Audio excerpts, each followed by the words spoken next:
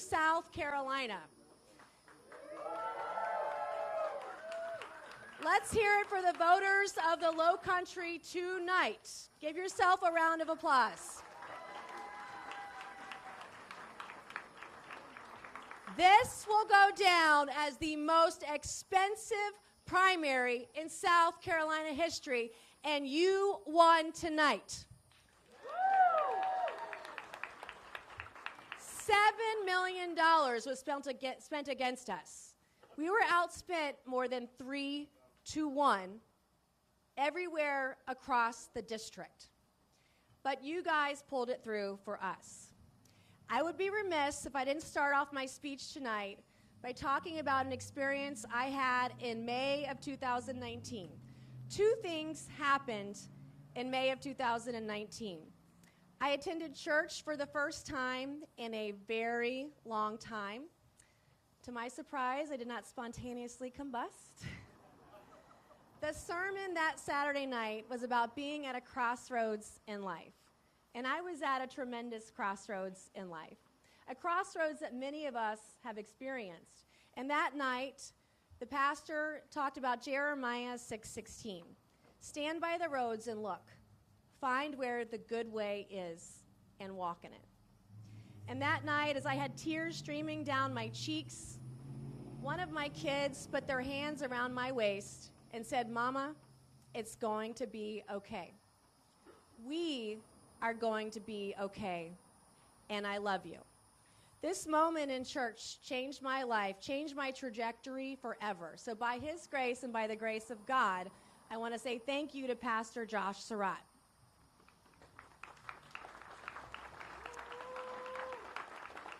The father of my children is here tonight. Curtis, I could not do this without you and your fiancée, Jen. In May of 2019, my best friend, in May of 2019, Curtis had called me, and he's like, I had a dream about you last night. I think I have finally figured you out.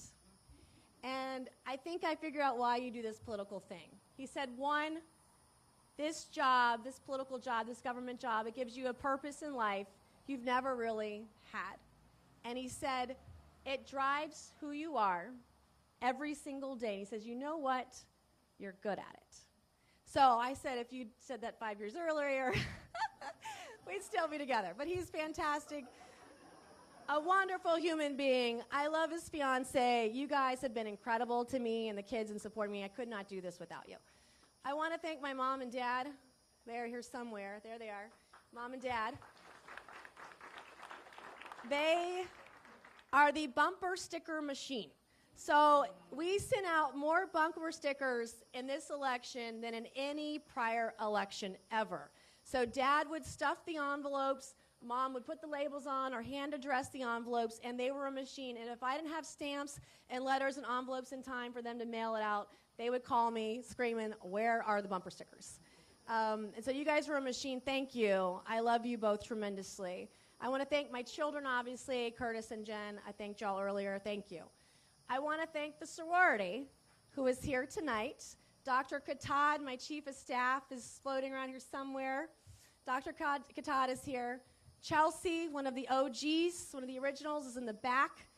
You've been with me since 2019. Jamie and Susan, my moms for Mace, my Jewish coalition, my shoulder to cry on.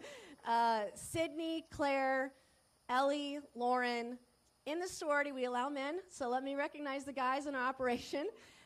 John and Duke, Matthew, Whit, Doug, Woody, Patrick, Joel, the teen yard sign team, Maddox, Mike, and Miles, JC, and Dan and Gary, our event and sound operation, and last but not least, Beaufort Billy, who put out all of our yard signs, I think, in Beaufort County, you and Patrick Daly, so thank you. Beaufort Billy is up here tonight. I mean, if your sign is in Beaufort County, between Beaufort Billy and Patrick, they did it all. I want to thank our state and local leaders, from the governor, Henry McMaster, to our mayors, to state house reps, to state senators, to city and county council members. I also want to give a giant heartfelt thank you to the 45th and 47th President of the United States for his support.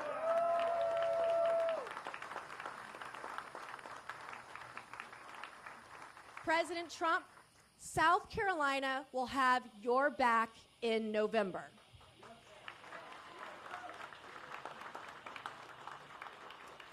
Thank you all for standing by me and sticking with me, and many of you for sticking up for me.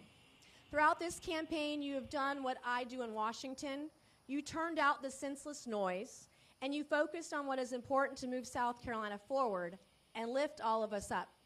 It continues to be the honor of my lifetime to represent you, the people of South Carolina. You've entrusted me with a sacred duty to be your representative in Congress. In return, I pledge to continue to represent you and your families without fear of alienating the so-called powerful Washington elite. You want to see the real power? All you have to do is look in the mirror. You, the people, are the power. It's not in Washington. You hold it in the tip of your hand. So while they might be calling the race for me tonight, tonight is really your victory. Washington has it completely backwards. They think they are in charge of your lives. And anytime someone comes along and calls them out, you get labeled as a rebel, you get labeled as a renegade, you get labeled as a rabble-rouser, and sometimes you get labeled as a maverick. They don't want their comfortable existence messed with by someone who isn't impressed with their lofty titles. That reminds them every day that Washington is not in charge. You, the people, are. I'm unafraid. I'm unafraid to stand on principle. I'm unafraid to stand up to powerful people. And I'm unafraid to stand up to powerful forces. And there are consequences for standing up to these powerful forces. I'm not afraid of any of them because I don't owe Washington a thing. Coming from, thank you, babe. Coming from a military family, and as the first female graduate of the Citadel, I know a little bit about the chain of command. I don't work for Washington. I work for you, the people of South Carolina. I work for you, the Low Country. I work for the single moms who want to be able to afford formula and diapers. I work for the families. Thank you, babe. I work for the families who are trying to keep up to afford gas, to afford groceries, electricity, and rent. I work for the survivors of sexual abuse and victims of violent crime who want to live in a safe home and a safe neighborhood. I work for the parents who want to have a say in what their kids are being taught in our schools. I work for the police officers who deserve the respect and gratitude of the citizens they protect. I work for our veterans and the troops who are willing to take a bullet for our lives and put it all on the line to preserve our freedom. So thank you to our vets tonight.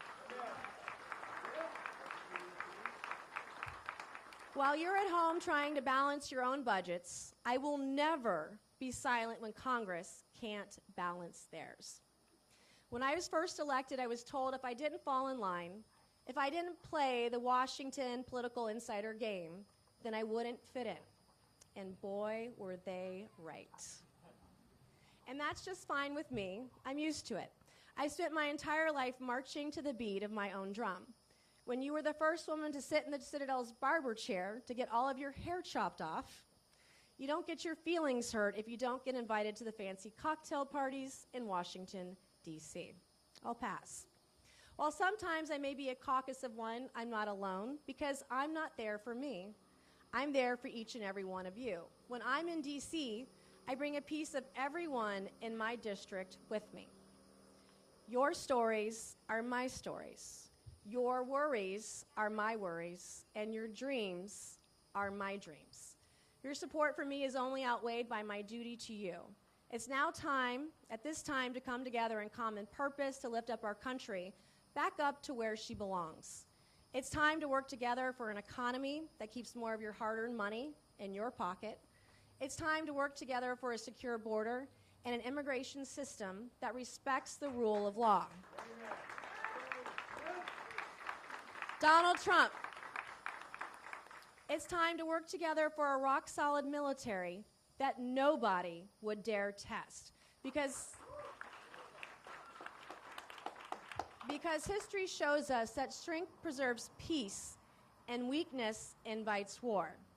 And it's time to work together for a unified love of America, a renewed sense of patriotism, a respect for all people of goodwill that these times demand and our citizens deserve. Before I went to the Citadel, I was a high school dropout working at a Waffle House on the side of the highway. Actually, delivering food to people's tables gives you a pretty good sense of how hard it is for people everywhere to put food on their own tables. Now, when I walk the historic halls of the U.S. House, I am still the same woman from the kitchen at Waffle House. While I may have traded my apron for a dress, my job is still the same. I still go to work every day to serve you and to serve the Low Country. So tonight,